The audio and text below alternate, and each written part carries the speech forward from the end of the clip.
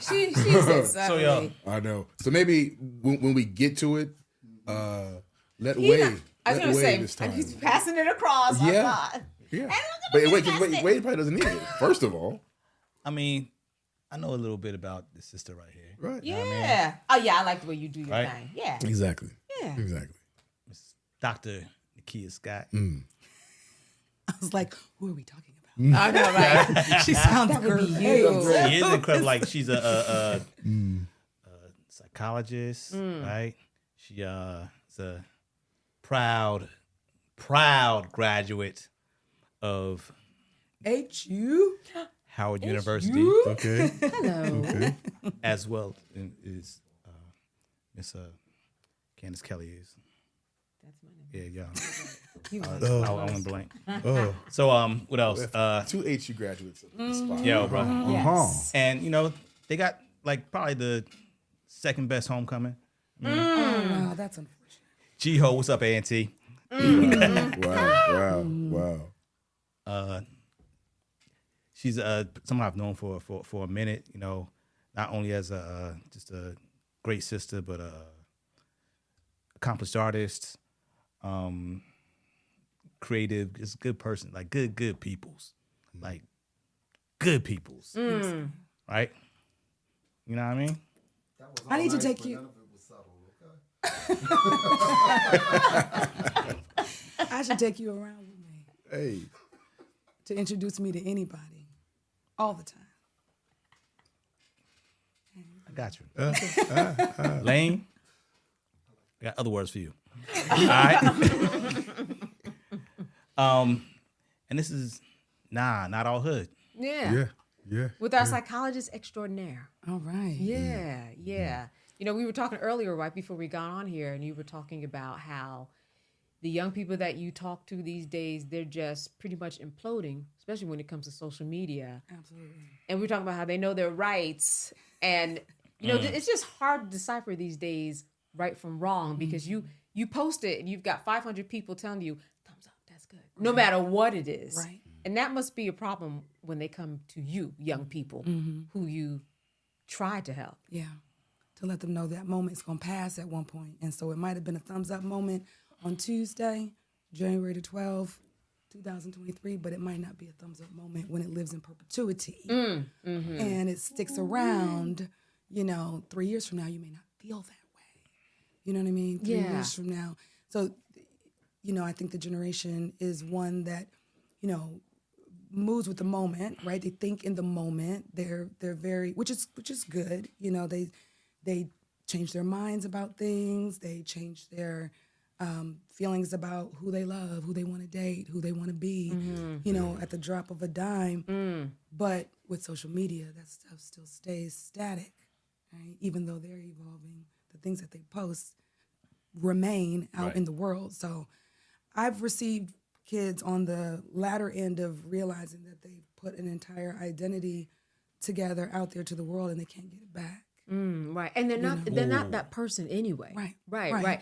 So we're talking about algorithms, number one. And in the algorithm that might come up on your phone, and we've talked about this as a group, is this whole idea of all these young people. It could be a 3-year-old, as Malcolm will remind me here time to time, that's twerking, for example. And, that kind of brought up this conversation of, what is a 3-year-old doing twerking? But then, we had good conversation about, well, what is a 3-year-old doing twerking? And what does that mean? And for Malcolm, well, I'll let you explain it, just why it kind of bothered your inner soul to see to see someone, to see a 3-year-old's body move that way. Right. For me, it's the hypersexualization has always been an issue, but now it's hyper over sexualization, and because of social media, young kids have more access to that, and I think when we initially talked about it, you made a good point about dances can be traced back to African dances, and my thing is we can look at any any videos of African kids doing these traditional dances where you can see the connection with the twerking, but their dancing doesn't have the sexual aspect to it. And I want to have a daughter. 2, I'm over 50. So I get caught up in this. Okay, am I just being an old dude who's just being an old dude? Don't nod yes. Yeah. Oh, yeah, all right. I'm like, follow that train of thought. Yeah, follow that. Can I get to the other side? Right. Is it that? Is it just the times? Am I being too overly concerned? And actually, I don't know how genuine that last question is, because I don't think I'm being too overly concerned. Yeah. But I'm just curious, just as a psychologist, and you're working with kids on such a regular, what kind of impact do you see on the over hypersexualization? So I would say, I want to go back to what you were saying about the African roots of the dance. Yeah. And when you see it happening in African culture, you said it's not as sexualized. And I believe it's just the environment that they're in when they're doing it that makes it cultural, as opposed to the environment that our kids are doing it in. So on social media, you might see the little, because my mother loves them. Like whenever the little kids are dancing, in Africa, and she'll send it. I'm mad that we're referring to Africa and not specific countries. Sure, but she will send them to me and like, look at this little girl. She's in diapers and she's, able to do all this, but they're on dirt roads and they're surrounded by other, African community members, and it doesn't look like it's sexual. It's more ritual, maybe, it seems, right? But they're still related. dancing to music, and they're still moving their body the exact same way. So why is it that the lens that we see it through makes it sexual for Black girls in America when they're doing it versus young Black girls in Ghana? I'm gonna give you a country. Thank you. You're welcome. In Ghana or or South Africa, because the moves aren't different. The music, is it the music? Maybe it's the listening to the misogynistic lyrics in the background. That goes, that goes with in it. tandem with it. Right. That's probably part of it, where you get that feeling, that icky feeling. Yeah. Like this little girl is dancing to lyrics that are meant to, this little girl is dancing to music that is, meant to be a sexual thing. Yeah. Right. So I think it's maybe those two things, like the environment, And you're on a dirt road in a village, and all of a sudden it becomes cultural. Right. Somebody wants in on the conversation, and that's okay. Yeah. They're calling from Ghana. They're calling from Ghana. We got a call coming in from Ghana. So from your viewpoint, does that kind of over-sexualization have any kind of impact on young kids that you see? I think the words are a bigger concern that I have than the movement. Because I think the movement, again, is just the thread between us and our homeland. The movement is exactly the same. Yeah. It's almost unreal. And so it's context. Yeah, it's context. And I think it's sexual. Mm-hmm. Like even when it's done, culturally in Ghana. You know what I mean? Like having some African dance background, like there are certain moves that represent certain things, right? That is accentuating the derriere. Yep. Is part of a ritualistic dance, but it's for attraction, drawing attention. Yeah. The cultural context is that, yes, it's in these, most often portrayed like these rural spaces, but it's also, I guess, ritualistic. Yeah. And it's in a sense, right? But that doesn't make it any less sexual. Right? Okay. Even if a young child is doing it. So part of that, we learn is repetition, right? They saw somebody else doing it, right? Do we blame the child for doing it? or do we like how they were Well, I taught? believe Right? on the You know what I continent mean? they actually like- teach the Right, children you teach to do it. to Like, dance, it's not right. even like And it's they not a blame picked thing. up on it. Yeah, it's not a blame thing. I think, but like you said, the context and the language that's around it, the movement specifically, make a difference. Well, 'cause, if you're talking about ritual, then there are other things attached to the ritual, right? It's true. You know, Yeah. Right? so that ritual or those movements seem, what I'm hearing, seem to be more substantive. Is that the right word? In the context of Right. that ritual, whereas what we see on social media, it's a different context, and there's no substantive attachment to it other than, again, combined with the music they're doing it to, and combined and that combined with a society where everything is hypersexualized. There seems to be a different impact, or at least I'm Definitely. assuming there's a different No, impact. there's definitely a different impact. So you're saying But it's not just the dancing, it's the lyrical content of what they're dancing to that has more of an effect. I believe so. Okay. Yeah, I believe it's layers, like you said. There's levels to this. Right, right. You know, so it's the layers of the environment, the layers of the lyrics, the layers of the dress. Right. That's the other thing. So I started thinking about some of my friends who've married men from the continent, and I've gone to their weddings and attended their weddings, and so they have a traditional service, and then they may have like a more, I guess, Americanized service, or part of the service, and the women are coming out in full, African garb, but the booties are on swole. They're African booties. Right. And they're dancing. Right. It is and part of the experience. It's part of the experience. And it's so beautiful. And no one is thinking like it looks ratchet, because Right. they're in this beautiful garb and everyone's doing it in unison and it's celebrating our culture.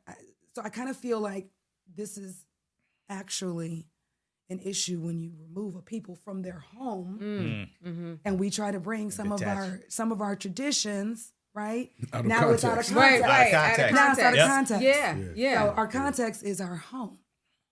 Right. And that's We why are home. out of context. Mm-hmm. We are That black part. people out of context. So what do kids come to you for? And so I don't want to make the assumption. Are your kids? What's the racial makeup of the kids that you tend to see? I have a pretty multi-ethnic practice. So I see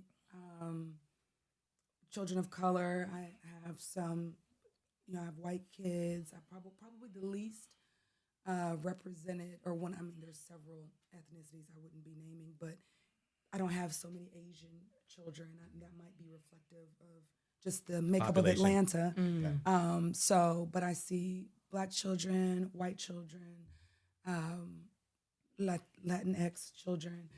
I do have a fairly heavy caseload of African American children, but it is a multidisciplinary practice, and so I get some of that. But it's interesting because you kind of dated yourself, and how we're in the same generation with the idea of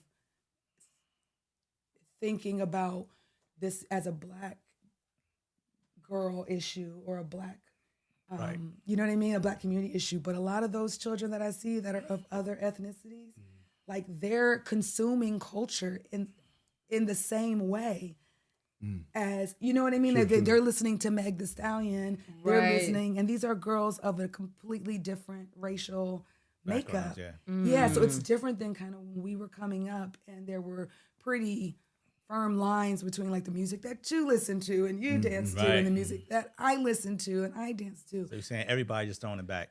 Yes. And they're all on their phones. Yes. So that's really a thread. I was speaking to someone, she's about 22 years old, a student, and she said, listen, because I will talk about social media a lot, negative and positive. And she said, I just want you to know, she said, and I'm a really good student. I said, yes, I know you are.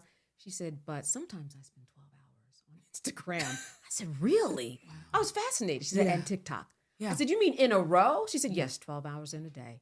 She said it was during spring break, so I wasn't doing anything. I said, she said I broke for lunch. But I was like, that's a lot. Right. She said, but a lot of people do that. That's a lot of consumerism, which is why I understand why you say that everyone's kind of consuming the same thing and doing it because it's all right here. Yep. And once you get into the algorithm, it's coming back up the same way. The same stuff is coming back and being spewed out. Right. Yeah. And they don't see the same. They don't have the hard lines that we had, right, you know, in between each other, and they've got more things coming at them. Yeah, they do so much more, right? So, are there differences between? So you've got black girls and white girls consuming the same content.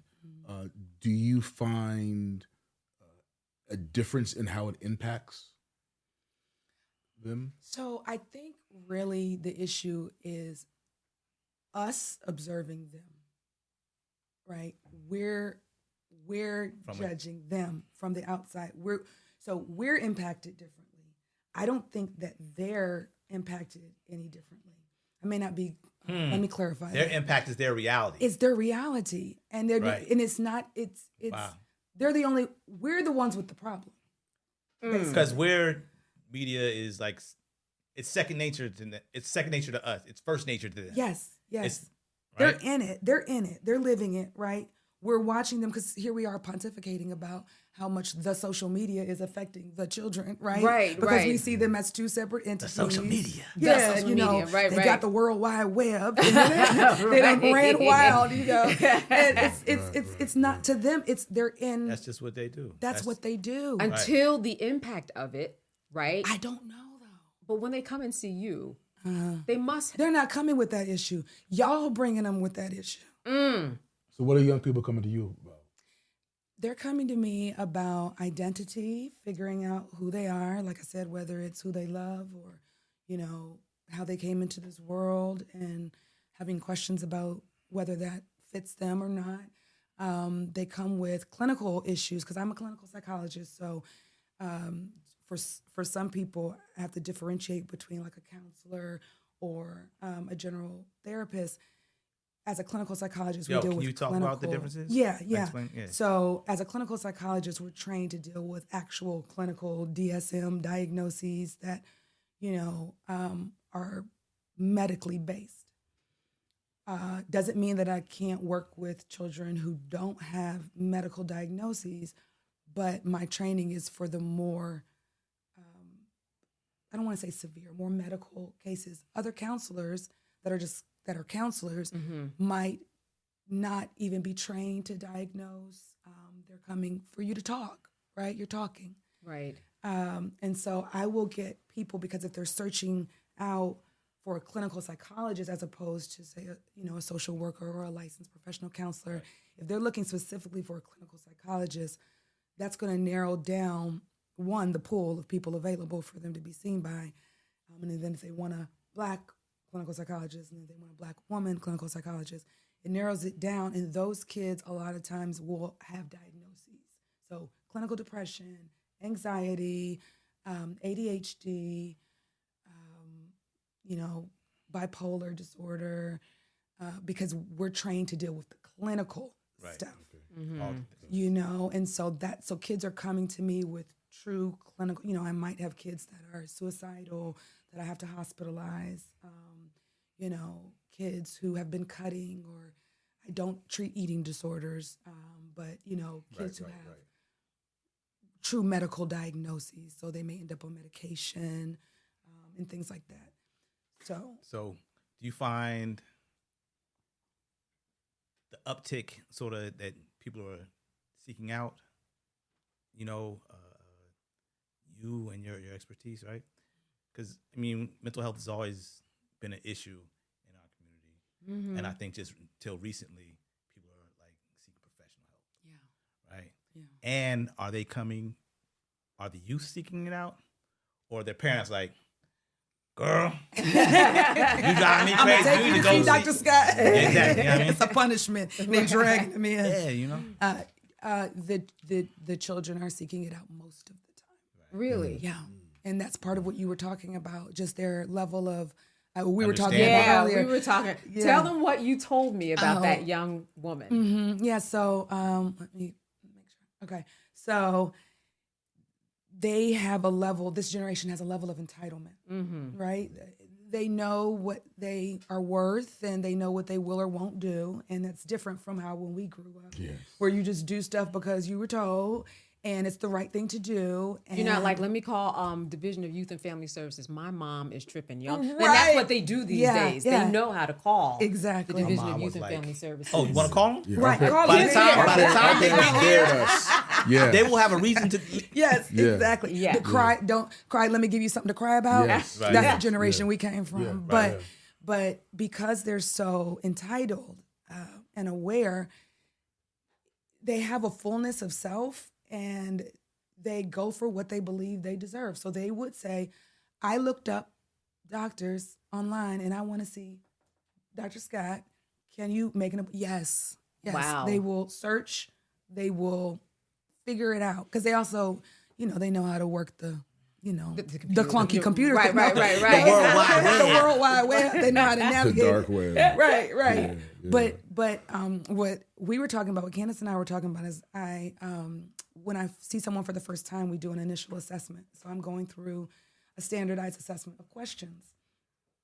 And one of the questions is, they're true-false questions. And one of them says, I always follow the rules.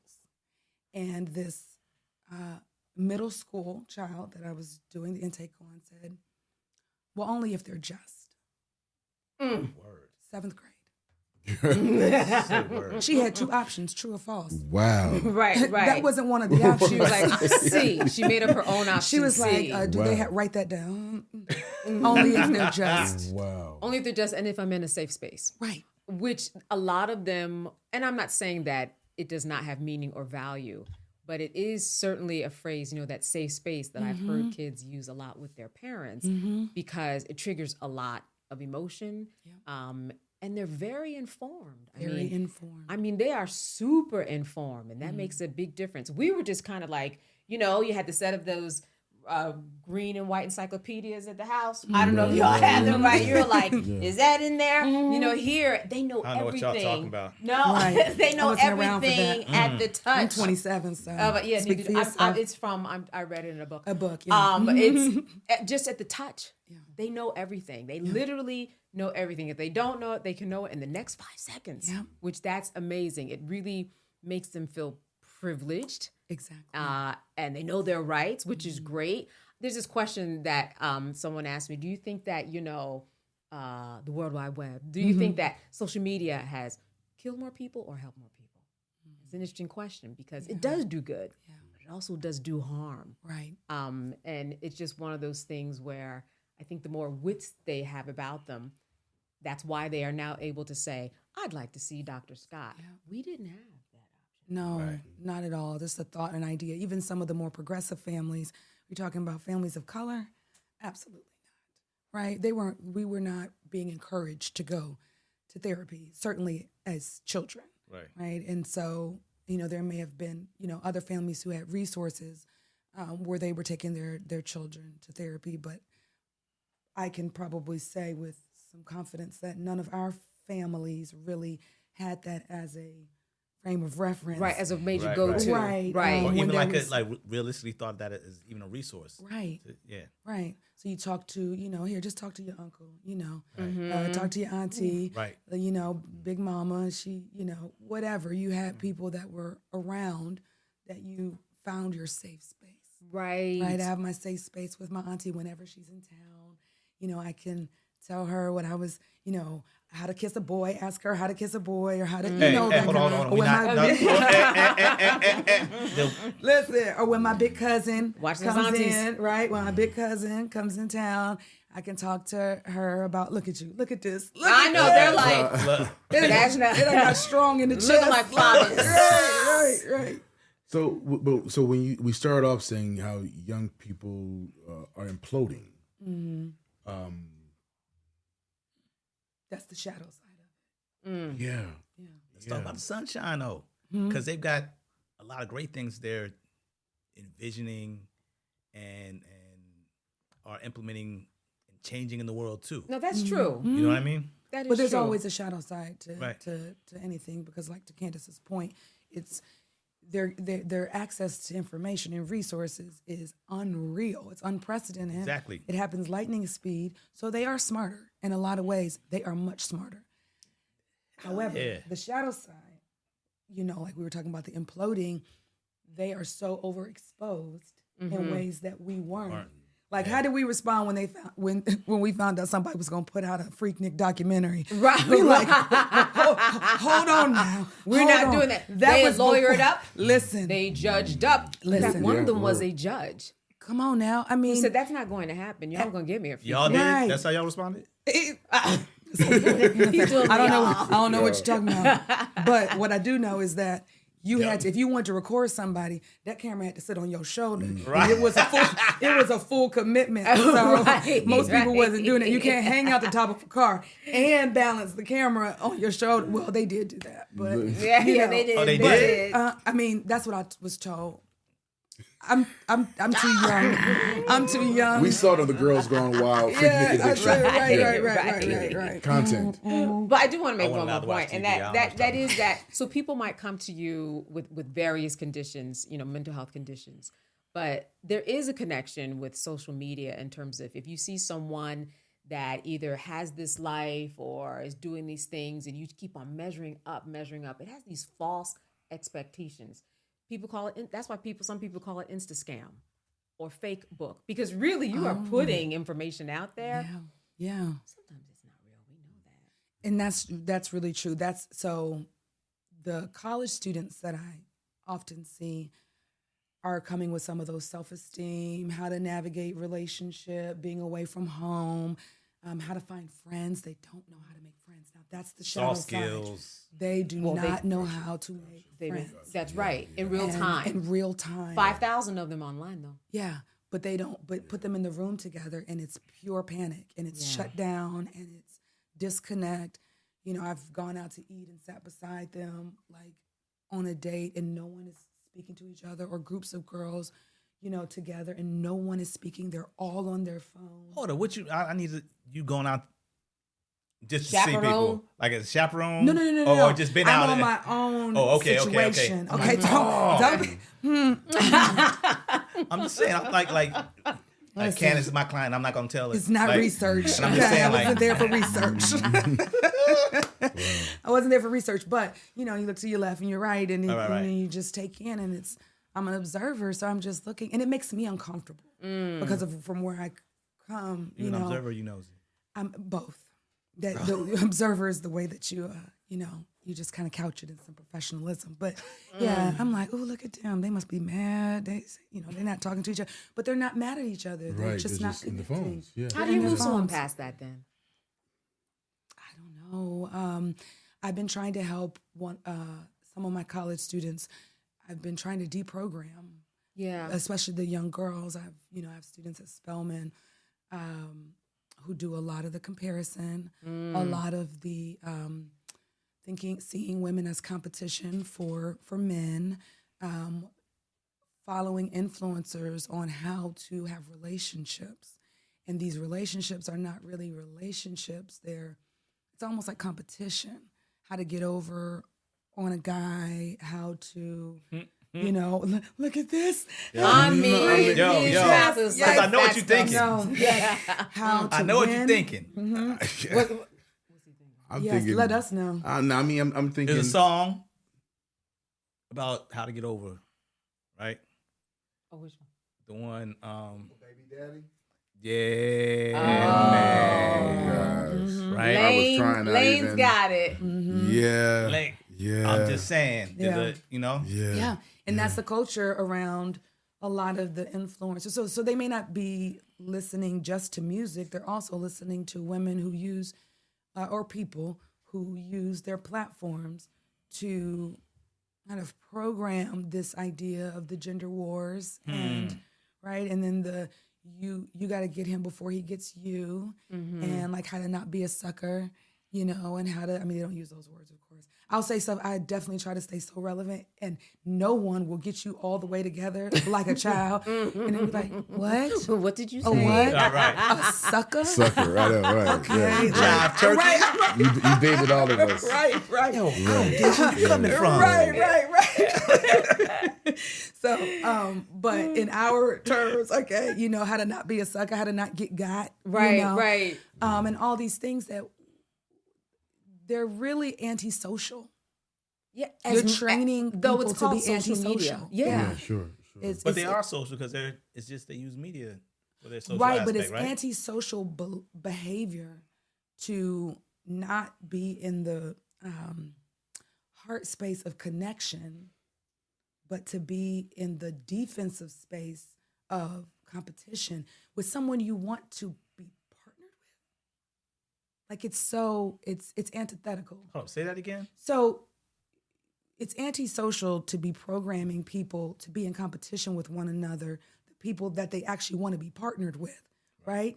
To act like you hate each other, like you're mad at each other, like you want to win at the game of not being the sucker, but these are the people that you actually want to date. emulate, You want to, be you know, part, you want to right. be partnered. If I wanted back in the day, But a bro's a bro.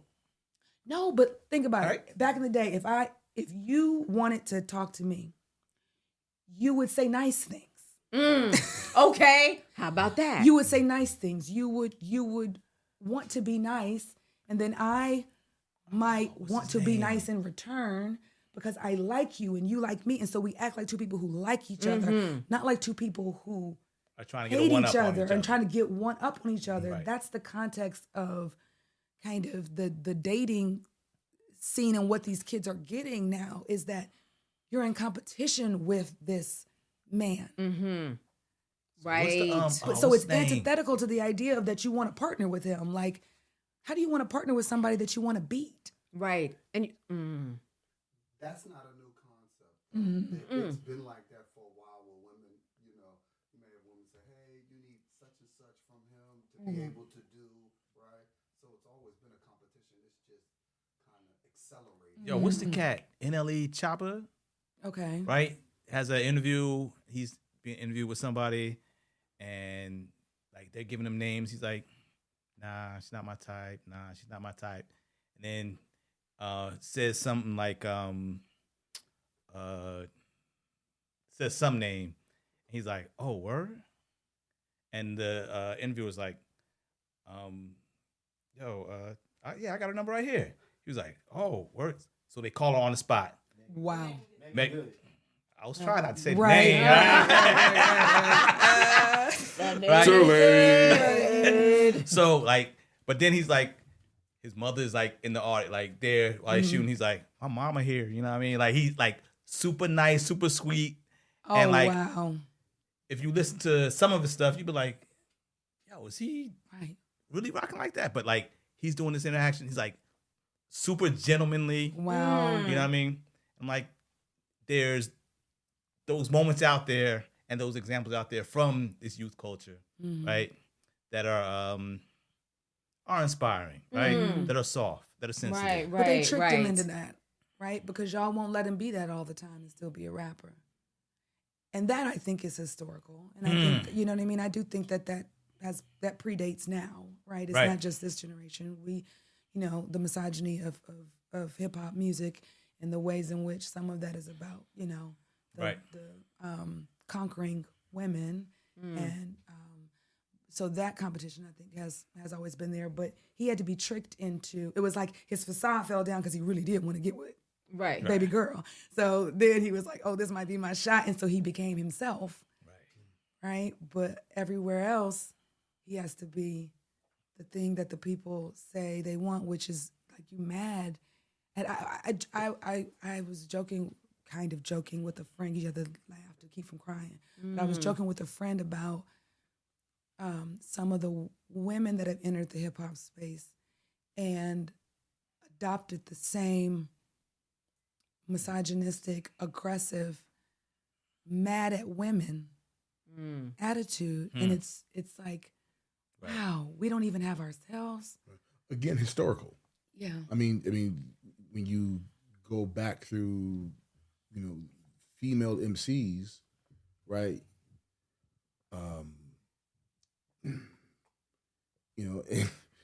MC Light, who's one of the dopest female MCs. Again, a lot of her music was, against other women, which if they were rapping, yeah. Only as a rap, only rap diss. That's okay. Sure. So you know what I mean?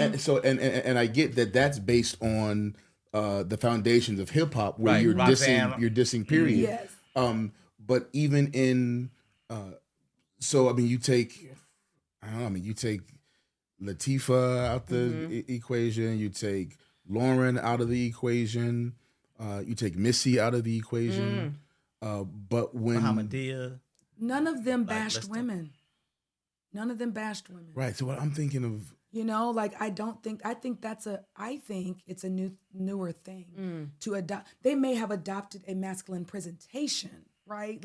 In terms of right. So, that piece of things has been the same. But the content of they what going they each were other spitting, on a different level now. They weren't speaking in a derogatory way about us as women. They might have been dissing other women who are rapping in their rapping competition. But even that, I feel like with Latifah and MC Light, they big themselves up. All the bravado is really what they're talking about. Like, I could do this, I can do that. And not you aren't this, you aren't that. Right. So I really do think in some ways this, and I don't want to say any names, but there's a particular woman, I don't even know if she identifies as a woman, but there is a rapper who a lot of the lyrics that she you know who it is? No. Oh. A lot of the things that she says are directly attacking women and speaking in the same way that you might hear like a angry rapper talk about how women aren't this and women aren't that, and she thinks she this, and you can't, you're not gonna tie me down, and I'm gonna have this one after this one and after this one, and it's just, to me, it's like cannibalism. Is it do they not see what they're doing is wrong, right? If they don't see what they're doing is wrong, and they see themselves from a place of empowerment, right? Does that make us being judgmental, and they just have a different view on things, right? Yeah. They're creating a new standard for themselves and for their community, and we're just in a space like we just old fogies, right? But sure, and I remember we briefly touched upon this because we saw this montage of all these female rappers talking about how they're empowered and their female rappers are changing the game and what have you. But these are all these rappers, these women were, their content is about how good their pussy is. It's still that as so much of hip hop, has become what I consider anti-black. A lot of these women who are saying they're empowered because they're changing the game, their lyrical content is anti-black female, really, and it's being based on that over hyper sexualization of themselves. So I don't know if I call bullshit on us being judgmental. It is what it is. I mean, right? It is what it is. If anything, it feels like it's a false sense of empowerment because everything, because half of it's dudes writing their lyrics, right? They are the as a lot of rappers are puppets of their record label, right? A lot of these female rappers are puppets of the dudes who are producing them. So when they say that they're being empowered, they're not really being empowered. They're being used as puppets.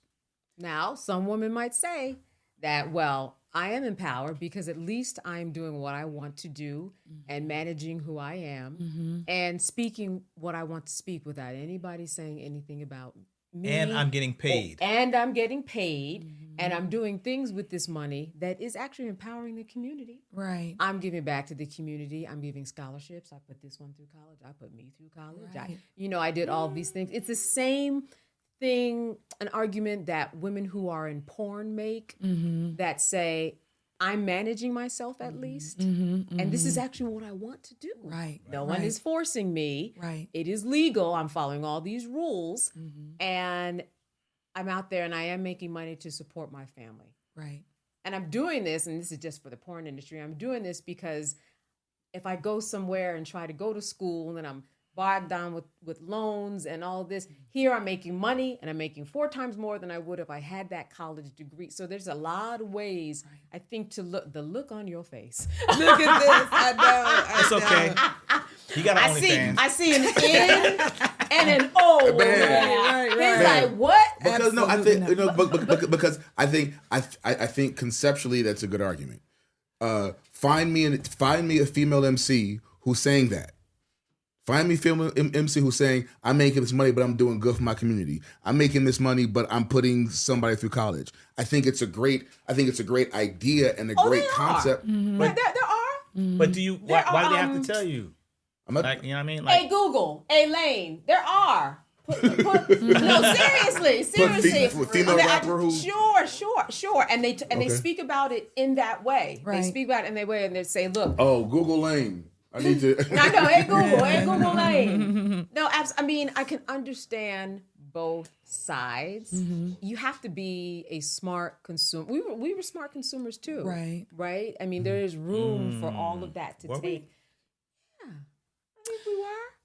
So I mean, we could listen to rap lyrics of people talking about, taking drugs or, shooting up a neighborhood and not do it. You're talking about a certain weed. There's a certain weed because there was a whole thing called crack that came around. No, I'm talking about weed. No, I know 80s, 90s cracks and it dismantled communities and we're still the reverberating effects. I really was talking about. Yes. I'm saying we, got you. And I think the weed.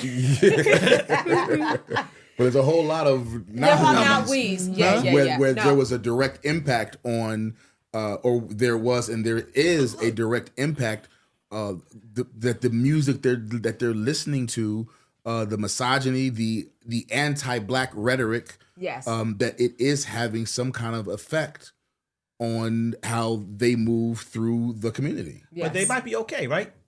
They might move through, right? The same way that the influence of the culture of jazz had on our parents, right? Sex, drugs, and rock and roll. But you weren't. Jazz, right? But you're not listening to jazz, and the jazz music is not telling you, "Fuck this, comrade."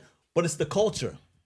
But right? but there's the culture, but and the art. There's the messaging, there's the lyrical content, the messaging that you're hearing on a daily basis, the aggression, the anti-black rhetoric. When you're hearing that on a daily basis, that has a different effect than Miles Davis, who may be doing drugs and beating his wife. But you're listening to his music. His music is not giving you those messages. Do the drugs and beat your wife. Right. We're not saying that beating your wife and doing drugs is good. Right. That's not what Malcolm said. Yeah. He was like, at least he's not saying it. Yes, but Little Bit is the closest that I came on. Somebody give me my phone. Right. I just want to get it right. I mean, I know the name. I just want to get it right. I mean, I feel like if we Yeah, drop the name. So even after like Megan, that person is the exception. You know what I mean? Yeah. I'd say Megan Thee Stallion is probably the easiest example. Right. Of somebody who's putting people through college and she's doing stuff for the scholarships community. and giving back. She's Yeah. one. Yeah. And probably had the biggest impact, right? And I think that we're looking at it in a black or white kind of way. I think we're not taking in the gray. It's an and. There are aspects and elements of empowerment that are happening. There's also areas of vulnerability that these women have opened themselves up to and are leading other young ladies to open themselves up to. You know, some of these studios are not safe spaces, right? True. Some of these women are being mistreated within this culture of making hip hop music, right? Yes. So Shot the damn foot. right, they're getting they're getting shot. So absolutely. I think, you know, we can't deny that there are elements to it that are empowering. There are elements to it that are dangerous, where they're leaving themselves vulnerable. There are elements to it that are very, you know, they're finding a way to create financial wealth and freedom, which is amazing. So I think there's just so many. There's body positivity in a lot of this. Absolutely. You know, we're celebrating bodies of all shapes and sizes. You know, we're celebrating women of color in all shades. We're celebrating hair in ways that we weren't before. And that's, you know, those are progressions that are really positive. So I think it's an and conversation, not just an either or. You know? And the music is just a slice of that pie. Right. The bigger pie is us being in America and really trying to figure out how to navigate who we are and find a place that validates us wherever we may be. Right. And then when we are not validated, really no matter who you are, you try to find that so you can be a person that is comfortable enough to move on in the world without interruptions. Interruptions sometimes being yourself, right? Because the person who we have the longest conversation with in any given day is ourselves in our heads. Exactly. So, and we do it to ourselves. We do it to ourselves all the often. time. He's right? a genius. Right. There you go. There you go. Myself is a genius. You talk yourself all the time. Nothing but affirmations. Yourself, right? Nothing but affirmations. Well, you know, one of the things that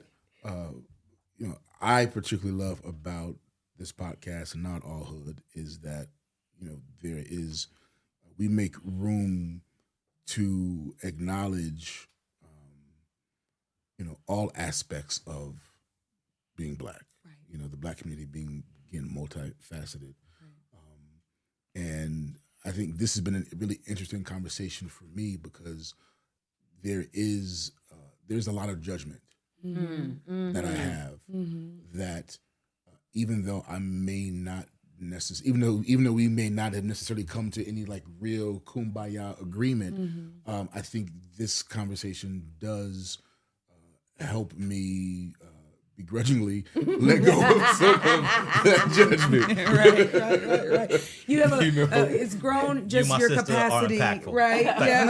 Just your capacity stretch you just a little bit to accept the nuance of it all, right? Yeah, because I also realize that I can't engage with young people with that judgment. Right. Oh, that will shut them all the way down. Yeah. Right. Yeah. And you're right. I think I am an advocate for Black girls. I love Black girls, Black women. I am a champion for Black girls. So in doing that, I have to have an open mind and heart to hearing what are the things they're taking from their experiences and without judgment to some extent, right? And I even find myself pushing myself because I'll have that Gen X in me come out and be like, oh, girl, no, you're not going to do that. Right, you know? And then I have to get myself, you know, together. And like, so why would you want to do that? And what is the goal that you have? And I don't know that this is going to reach the goal of going about it this way. Because in the end, we want our babies to be safe. Right. Yeah. Right. Right. We want to see them smile. Right. We want to see them progress. But that is a wonderful takeaway. Yeah. To say to yourself, okay, let me not have that gut reaction. Like, that doesn't make any sense. Right. What are you doing? Right. Tell me, what are you doing? And tell me why you think it makes any sense. Exactly. I think that that's a good way to get people to really self-evaluate is to let them lead their own selves to the conclusion. It sounds like that's what you do, asking them the questions to draw it out. And sometimes when and this happens to all of us, I'm sure, I don't know, you let me know, but when someone starts asking you questions and you realize, oh yeah, that doesn't make any sense. Right. But you tell on yourself. That's right, you tell on yourself. But you lead yourself to that water and you begin drinking pretty heavily, you know? Right. You're drinking that water. Right. Yeah, we want to give, and I know for me, I'm not going to be around forever, right? In reality, but then also with these children, right? I'm not going to be telling them, you know, how to live several years from now. So I want for them to have the process of knowing how to evaluate their own decisions so that when I'm not there coaching them through it, they're still going to be able to have the skill set to coach themselves through it and to, so I'm giving them process skills as opposed to saying, don't do that. You don't need to do this. This is a bad look for you, because they need to arrive at that and then know how to arrive at other conclusions, right? Like throughout the rest of their life. Some of them will tease me and say, I heard my doctor's got a voice in my head and I know you was going to be mad. I did it anyway, but but at least I'm here telling you about it. The idea that you can lead a horse to water. Right, but you can't make him drink. Yeah. They got to figure that shit out on their own. No judgment zone. Yeah. Thank you for being such an advocate for Black girls. Thank you. Thank you for having me. I've really enjoyed the conversation for sure. Yeah. And anytime that I can try to, act like I'm still relevant and I know what's happening. If you could just take out the word sucker. Yeah, don't be a sucker about it, okay? Don't be a sucker. Jive turkey. Just don't put jive turkey underneath me, my name. At the end of the day, though, we dig you. Okay. Yo. No cap. All right. Thank you for bouncing it out. Oh, wow. That's great. That's great. Bang, bang, zoom, zoom. No cap. No cap. I'm locked. Okay.